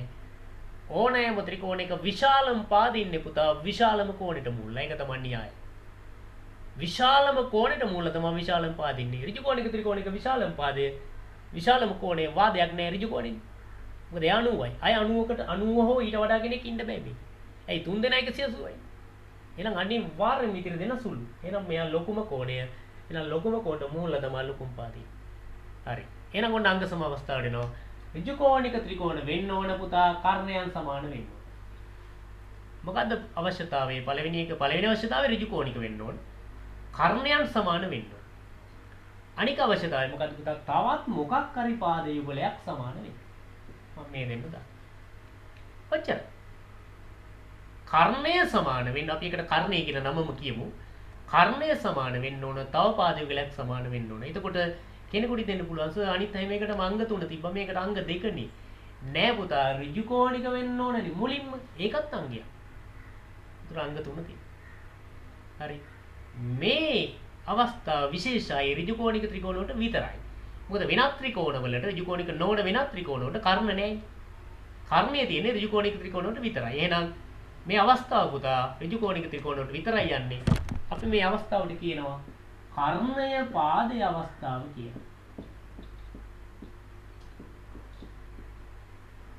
කර්ණය පාදයේ අවස්ථාව. කෙටියෙන් පුතා අපි කියනවා කර්ණතිතප්පා කියලා. කර්ණතිතප්පා තිතක් අවස්ථාව. කපා කියලා නේද එන්න ඕන අරවත් තනි අකුරු ගත්තා. කපා කියලා ලියන්නේ. ඇයි කියලා මන් දන්නේ නැහැ. කර්ණපා. හරි එහෙනම් ත්‍රිකෝණ දෙකක් අංග සමයේ මේ හතරවෙනි අවස්ථාව පුතා කර්ණපා. කර්ණපා. කර්ණයන් සමාන වෙන්න ඕන තව පාද යුගලයක් සමාන වෙන්න ඕන ඍජුකෝණික ඔක්කොටම ඉස්සෙල්ලා වෙන්න. එතකොට අපි මේක ලියනවා ABC හා PQR ත්‍රිකෝණ වල ඉස්සෙල්ලම පුතා අර ඍජුකෝණික කතාව කියන්න ඕනේ. ABC කෝණය සමානයි PQR කෝණය සමානයි අංශක 90යි. ඔය ඍජුකෝණික කියලා කිව්වේ දෙන්න සමානයි දෙන්න 90යි කියලා එකපාරින්ම ලියවා එක පේලියක. සමාන කිරීම දෙකක් තියෙන එක සමහරවිට නිකන් අවුල් වගේම අවුල් වෙන්න එපා පුතා. ඒ වගේම ලියනවා අපි ගණන් වල. දැන් ඔය ලියලා තියෙන දෙන්න ඍජුකෝණිකයි කියලා. එහෙනම් ඒ දැන් ලියනවා කර්ණ AC සමානයි PR D ඇත කර්ණය අපි ලිව්වේ BC සමානයි QR D ඇත. එම නිසා ABC ත්‍රිකෝණයේ අංග සමයි PQR ත්‍රිකෝණයේ අවස්ථාව පුතා අපි කියනවා කර්ණපා. ඔන්න ත්‍රිකෝණ දෙකක් අංග සමීපයේ හතරවෙනි අවස්ථාව. ඒක ටිකක් විශේෂයි. කර්ණපා. පුතා දැන් අපි අංග සම වුණාට පස්සේ කියන කතාවත් කියමු අනුරූපාංග සමානයි. එහෙනම් අනිවාර්යයෙන්ම AB පාදයට කවුද සමාන වෙන්නේ? ඒක ඉතින් අර ඉතිරි පාදයේ කියන කොටට ගන්න පුළුවන්. දෙන්නේ අරගත්තනේ එහෙනම් ඉතිරි පාදයේ AB සමාන වෙනවා. කාටද? PQ ට. මේ දෙන්න සමාන වෙනවා. ඒ වගේම මේ C කෝණය කාට සමාන වෙනවා? C කෝණේ තියෙන පුතා අර ඩබල් ඉරයි තනි ඉරයි අතර. එහෙනම් ඩබල් ඉරයි තනි ඉරයි අතර මේකේ R. ඒ දෙන්න තමයි සමාන වෙන්නේ. හරි. එතකොට A කෝණේ කතරේ දාන්න. A කෝණේ තියෙන ඉරි දෙකට මුණලා ඩබල් ඉරට. මේකේ ඉරි දෙකට මුණලා තියෙන P. එහෙනම් A කෝණයට සමාන වෙන්නේ P. අංග සම ත්‍රිකෝණ වල අනුරූපංග. අංග තුනක් භාවිතා කරලා ඔප්පු කරනවා පුතා අංග සමයි කියලා. අංග සම වුණාට පස්සේ ඉතිරි අනුරූපංග සමානයි කියලා ලියනවා. අවසානයේ බැලුවම හයම සමානයි. අංග සම වුණාට පස්සේ. ඔන්න ඔබට ත්‍රිකෝණ අංග සමය පිළිබඳ සවිස්තරාත්මක සටහන. හරි. පුතා ත්‍රිකෝණ දෙකක් අංග සමද නැද්ද කියලා තීරණය කිරීම සහ මොන අවස්ථාව යටතේද අංග සම්වන්නේ කියන එක තීරණය කිරීම ගැන හොඳ අවබෝධයක් ඔබට තියෙනවනම් ඔබට ජ්‍යාමිතික ප්‍රමේයයන් වලට අත ගන්න පුළුවන්. දැන් මම අවස්ථා හතරම ඔබට පැහැදිලි කරා. right. දැන් මම පුතා මේක යොදලා ගණන් ටිකක් ඔබට පැහැදිලි කරනවා. උතර බලා ගන්න. හරි. දැන් මං අදින ත්‍රිකෝණ අංග සමද නැද්ද කියලා ඔබ තීරණය කරන්න ඕනේ. මං අදිනවා පුතා ත්‍රිකෝණයක් ABC. තව මෙතන අදින්නම් ත්‍රිකෝණයක් PQR. එන්නෙම PQR නේද ABC ළඟට PQR. මම ලකුණු කරන පුතා මේකේ කෝණයකට මේකේ කොහේ හරි ඔන්න කෝණයක් සමානයි. මේකේ කෝණයකට මේකේ තවත් ඔන්න සමානයකට කතිර දැම්ම. හරි. මේකේ පුතා මේ පාදයට මේකේ මේ පාදේ සමානයි. මම ඔබෙන් අහනවා මේ ත්‍රිකෝණ දෙක අංග සම වේද නොවේද? වේනම් අවස්ථාව කියන්න. හරි. දැන් අද ඉගෙන ගත්තා මෙනෙහි කරා. මේක පා වෙන්න බෑ. පාකෝපා වෙන්නත් බෑ. කෝකෝපා වෙන්න කර්ණපා වෙන්න. මොකද්ද? කෝකෝපා වීමට තමයි chance එක තියෙන්නේ. දැන් මම අද පැහැදිලි කරද්දී පුතා කර්ණපාදයට අර ජෝඩුවයි දේවතාවයි ගත්තේ නෑ නේද? ඇයි පුතා දේවතාවා ඍජු කෝණී ත්‍රිකෝණ වලට බයයි. හින්දා එතන දේවතාව ආවේ නෑ. හරි. ඒ හින්දා ඒකට දේවතාව ගත්තේ නෑ. හැබැයි අරුන් දෙන්න පැන්නෙත් නෑ. හරි. ඉගෙන වැඩි හිතන්න එපා. දැන් කවුරු හරි අඩේකට සර් ඇයි දේවතාව ගත්තේ නෑ. දේවතාව ඍජු කෝණී ත්‍රිකෝණ වලට කැමති නෑ. හරි. මේකේ පුතා කෝකෝපාවලි අංග සම වෙනවද නැද්ද? හරි. තීරණය කරන්න. කෝකෝපාවලි අංග සම වෙනා යතුස්ස. ගෙදරින් අතුස්සන්න වෙනවනේ. වෙන්නේ තේ මිටි මොනවා? මේක පුතා කෝකෝපාවලි අංග සම නොයි. මක් නිසාද ය? මේකේ පාදයට ගැලපෙන්නේ මං කිව්වා කෝකෝපාවලි අංග සම වෙන්න නම් පුතා අනුරූප පාදේ විය යුතුයි. මෙයා කතිරට මුහුණලා මේකේ කතිරට මුහුණලා මෙයා එන්න ඕන. PR සමානයි කියලා දුන්නා නම් අංග සම වෙනවා. ඒ නිසා මතක තියාගන්න මේක ලේසිත් නෑ. ඒකට මේ හරියට ජීර්ණය කරන්න. උත්තරේ මොකද්ද පුතා? අංග සම නොවේ. නොවේ නම් අවස්ථාවක් ගැන හිතන්න දෙයක්. හරි. තව උදාහරණයකට පැහැදිලි කරන්න බලගන්න. තව උදාහරණ පැහැදිලි කරනවා. පුතා මේ රූප දෙක බලන්න. මෙන්න මම අඳිනවා ABC ත්‍රිකෝණය. ඇත්තට මේවා මේ උදාහරණ ගණන් ඇසුරෙන් තමයි තවත් හොඳට තේරෙන්නේ. තවත් ඍජු කෝණික ත්‍රිකෝණයක් අඳිනවා PQR. උතර බලගන්න. හරි. මෙයාට මෙයා සමානයි. මෙයාට මෙයා සමානයි. ඔච්චරයි දීලා තියෙන්නේ. මම ඔබෙන් අහනවා මේ ත්‍රිකෝණ දෙක අංග සමද නැද්ද? අංග සම නම් අවස්ථාවලින් මොකද තීරණය කරන්නේ? පාදය වෙන්න බෑ. පා වෙන්න බෑ. පාකෝපා වෙන්න පාද දෙකක් ඕන නේද? පාද දෙකකුත් නැහැ. පාකෝපා වෙන්නත් බෑ. කෝකෝපා කර්ණපා. මේ දෙක තමයි ෆයිට් කරන්නේ. පුතා මට අද ඔබට අවධාරණය කරන්න ඕන මම මේ උදාහරණය ගත්තත් ඒකයි. ළමයි හිතාන ඉන්නවා ඍජු කෝණික ත්‍රිකෝණ දෙකක් දැකපු ගමන් කර්ණපා විතරයි. නෑ. සියලුම ඍජු කෝණික ත්‍රිකෝණ අංග සමවන ලෝකයේ එකම අවස්ථාව කර්ණපා නෙවෙයි. පටල ගන්න එපා.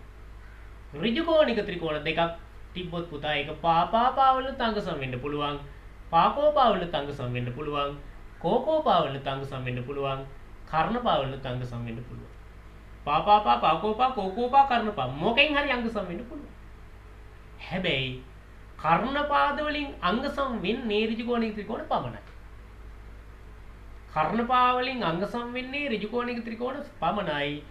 ඍජු කෝණික ත්‍රිකෝණ අංග සම වෙන්නේ කර්ණපා වලින් විතරක් නෙමෙයි. අයසරක් කියන කීප එක කර්ණපා වලින් අංග සම වන්නේ ඍජු කෝණික ත්‍රිකෝණ පමණි. නමුත් ඍජු කෝණික ත්‍රිකෝණ අංග සම වන්නේ කර්ණපා වලින් විතරක් නෙමෙයි. තේරෙන්නේ නැති. එහෙනම් මේ ඍජු කෝණික ත්‍රිකෝණ දෙක පුතා අංග සමයි. මම පිළිගන්නවා අංග සමයි. හැබැයි කර්ණපා නෙවෙයි. කෝකෝපා. හේතුව කෝණ දෙකක් තියෙනවා. සමහරුන්ට මේකේ තිතට මේකේ තිත එකයිනේ කෝණ තියෙන. සමහරුන්ට පේන්නේ නැහැ පුතේ මේ 90. මෙයා 90යි මෙයා 90යි. කොටුව දාලා දෙන 90ට. එහෙනම් ඒ දෙන්න සමානයි. කෝණ දෙකක් තියෙනවා. පාදේ අනුරූප පාදේ. ඔව් 90ට මුල්ලා තියෙන පාදේ 90ට මුල්ලා තියෙන පාදේ. එහෙනම් මේ දෙන්න අංග සම වෙනවා. කර්ණපාල වලින් අංග සම වෙන්න පුතා තව පාදයක් ඕනේ. තව පාදයක් මේකේ නෑ. හරි එහෙනම් මේක අංග සම වෙනවා. මොකක්ද අවස්ථාව? කෝණයේ පාදයේ අවස්ථාව. බලන්න විශේෂ අවස්ථාව අපිට මේ පැහැදිලි කරන්න. හරි. දැන් පුතා විභාගෙට අංග සම ත්‍රිකෝණ දෙක අංග සම ගත්තේ වෙන වෙනම ත්‍රිකෝණ දෙක නෑ දැන්. එකම රූපේ තියෙන ත්‍රිකෝණ දෙක. මම ඔන්න අදිනවා ඍජු කෝණාශ්‍රය. ඒකේ විකර්ණ යා කරනවා. මෙයා A B C D. මේක පුතා ඍජු කෝණාශ්‍රය කියන මේවා අංශක 90. ඍජු කෝණාශ්‍රයක් නම් මේ පාදෙට මේ පාද සමානයි මේ පාදෙට මේ පාද සමානයි. හරි. හොඳට බලන්න මේ රූපෙ දිහා. මේකේ අංග සම වෙන්නේ. හරි. මම ඔබට කියන අංග සම වෙනවා. ABC ADC ත්‍රිකෝණ දෙන අංග සම වෙනවා. මෙතන ඊට දෙක පුතා තියෙන්නේ. මේක ඊට. එහෙනම් මට ඔබ කියන්න ඔබ තීරණය කරන්න. දැන් මම කියව වාදයක් නෑ අංග සම වෙනවා. ඔබ කියන මොකක්ද අවස්ථාව? ඔබ කියන මොකක්ද අවස්ථාව? පා කියන ළමයි බලන්න විවිත්තන්න. පාකෝපා කියන ළමයි hina වෙන්න. කෝකෝපා කියන ළමයි අඩන්න. කරපා කියන ළමයි මැරෙන්නේ නම් කියන්නේ නේ. පුතා මේ ඔබට පේන ත්‍රිකෝණ ජෝඩුව පා වලුත් අංග සම වෙනවා. පාකෝපා වලුත් අංග සම වෙනවා. කර්ණපා වලුත් අංග සම වෙනවා. කෝකෝපා වලුත් අංග සම වෙනවා. හතරෙන්ම වෙනවා. වාඩ විශේෂත්වනේ හේතුව දැන් මේ AC පාද දෙකටම පොදුයි. එතකොට මේකේ පාද දෙක මේකේ පාද දෙක එකක් පොදුයි. ඉඳ පාද තුනම සමානයි. පාකෝපා මේ S දෙකට වෙනවා. කෝකෝපා කොන දෙකක් නෑ නේ පුතා. මේ රේඛාවට මේ රේඛාව ඍජු කෝණාංශයක් නම් සමාන්තරයි. සමාන්තර නම් පුතා මෙන්න මේවා සමාන වෙනවා. ඒකාන්තර කෝණ Z අකුරේ හැටියට. දැන් කෝණ දෙකක් ඉබේම තියෙනවනේ මේවත් සමාන වෙනවා. කෝණ දෙක නෙමෙයි තුනම තියෙනවා. හරි. එතකොට කෝණ දෙකක් තියෙනවා. පාද දෙකෙන් එකක් ගන්නගෙන කෝකෝපා වලින් ඉබේම අංග සම වෙනවා. කර්ණපා වලින් පුතා කර්ණය තමයි AC. එයා පොදුයි. ඒ නිසා කර්ණේ කොහොමද දෙන්නක සමාන වෙනවා පොදු පාදේ. තව පාද දෙකෙන් එකක් ගන්නත් පුළුවන්. අවස්ථා හතරෙන්ම අංග සම වෙනවා. විශේෂ කාරණා. ඍජු කෝණාංශය කියලා විකර්ණ යා කරව ගමු පුතා. අවස්ථා හතරෙන්ම අංග සම වෙනවා. ඔබට මේ පැහැදිලි කරේ මම. දැන් අපි පුතා දැන් ඔන්න වෘත්තයක් මම අදින්න බලන්න තව විශේෂ අවස්ථා. දැන් වෘත්තයක මම මේ ඇන්දා කේන්ද්‍රය O A B C D මේවා යා කරා මේවත් යා කරා. දැන් හරි. මම මේ දැන් හිතලා යන්නේ මට නිර්මාණය කරලා හිතුණා ඇන්දා. පුතා මේ O කේන්ද්‍රිත වෘත්තයක්. හරි. මම ලකුණු කරලා දෙනවා මේ දෙන්න සමානයි. ඊට දෙකක් දැම්ම. හරි. මම ඔබට කියනවා මේ ත්‍රිකෝණයේ අංග සමද නැද්ද අවස්ථාව කියන්නේ අංග සම. මොකද කියන්නේ? අනේ දෙයියනේ කිසිම කෝණයක් පේන්නේ. අනේ දෙයියනේ එක පාදයක් විතරයි පේන්නේ. මං කියනවා පුතා ගණිතේ පේන දේවලුත් තියෙනවා නොපෙනෙන දේවලුත් තියෙනවා. නොපෙනෙන දේ දැනුම තුලින් ගන්න පුළුවන්. දැන් ඔය O කියන්නේ මොකද්ද වෘත්තේ? කේන්ද්‍රය. ඒතර OA OB OC OD කියන්නේ මොනවද වෘත්තේ අරය. වෘත්තයක අරය සමානයි කියලා අලුතෙන් කියන්න දෙයක් නැහැ. කොහොමද සමානයි? එකම වෘත්තයේ අරයන් අනන්තයක් අඳින්න පුළුවන්. අනන්තෙම සමාන. සමානින්ද තමයි එක වෘත්තයක් වෙන්නේ. සමාන නැත්නම් එක වෘත්තයක් නෙමෙයි. එහෙනම් පුතා OA මේකේ කැමති නම් OC ට සමානයි කියලා අපිට ලකුණු කරන්න පුළුවන්. අරයි. ඒ වගේම OB OD ට සමානයි කියලා තිරි තුනක් දාන්න පුළුවන්. මොකද මම අරකට ඉරි දෙකක් දානවා. එහෙනම් ආංග සම වෙනවා මේ බේම නේද පාවල. පාදේ අවස්ථාවේ අර්ථෙත් මේක අංග සම වෙනවා. හරි. ඔබට දැන් මම හිතන්නේ මන අවබෝධයක් ඉන්න ඇති අංග සම ගැන. පුතා මම අවසන් කරනවා. මෙන්න මේ දැන් ත්‍රිකෝණ දෙකක් අංග සම කරද්දී කෝ කියලා අවස්ථාවක් තිබ්බ නෑ නේද? කෝණය කියලා අවස්ථාවක්. ඕක මගෙන් උගන්නද්දි සරයක් ටික දක්ෂ වෙන ළමයෙක් කෙනෙක්. දැන් ඉන්න හාල් පාළුව නම් එකෙක්වත් දාන්න නැවුවා. හරි. බුද්ධිමතේ පෑ දෙකින් බෑ දැන් ඉන්නේ උන්ට පන්ති. ඉස්සර අපි මුල් කාලේ පුතා උදේ 8 ඉල්ල හවස 5 වෙනකන් සෙමිනා කරනවා. තමයි හොඳට වැඩ කරනවා. දැන් උදේ 8ට පටන් ගන්න පන්ති 10ට යනකම් 9යි කාලේ ඉල්ල ලෙල්ල පිටින් පොල් කිරි දාන මට්ටමට කටා එනවා ඇනු. දැන් ඉරිලා ආයයිද කියලා හිතනවා මෙතන. ඈ? පෑ දෙකින් ඉන්නත් බෑ දැන් ඉන්නේ. මෙලෝ රහත්. හරි. තමයි මගේ ළමයි. කෝ කියලා අවස්ථාවක් නැති ඇයි? එහෙම අංග සම්වෙන්නේ නැද්ද? හරි. මම උඩ පැහැදිලි කරන්න. දැන් පුතා මේ ත්‍රිකෝණ දෙකක් අඳින්න. මෙයා ABC, මෙයා PQR.